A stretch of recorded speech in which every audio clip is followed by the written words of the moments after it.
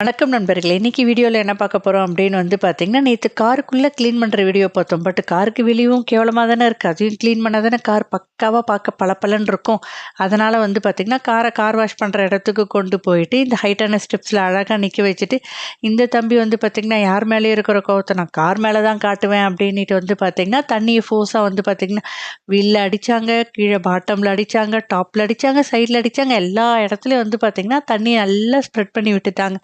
இதுக்கு அடுத்த தம்பி என்ன பண்ணாரு அப்படின்னு பார்த்தீங்கன்னா, நல்லா பார்த்தீங்கன்னா வீட்டை பாத்திரம் தேய்க்கிற மாதிரி காரை போட்டு நல்லா தேன் தேய்க்கிறாரு லிக்யூடை வச்சு. அதுக்கு அடுத்த ஸ்டெப்பாக பார்த்தீங்கன்னா, நல்ல தண்ணியெல்லாம் வச்சு பார்த்தீங்கன்னா நல்லா ஃபோர்ஸாக அழகாக க்ளீன் பண்ணி வச்சுட்டாங்க. உண்மையிலே பார்க்கவே ரொம்ப அழகாக இருந்துச்சு. இதுக்கு அடுத்த ஸ்டெப்பாக காருக்கு வலிக்காமல் கண்ணாடிக்க வலிக்காமல் ஒரு நல்ல காட்டன் துணியை வச்சு க்ளீன் பண்ணிவிட்டு, இந்த அக்கா வீலும் கொஞ்சம் டர்ட்டியாக இருக்கேன்னு டிங்கரிங் பஞ்சரிங்லாம் பண்ணி அழகாக கார் பார்க்கவே பளபளன்னு ஆயிடுச்சு. பட் காருக்கு இந்த நிலமை ஒரு 2 நாள் தான் இருக்கும். அப்புறம் பார்த்தீங்கன்னா 2 நாள் கழிச்சு அது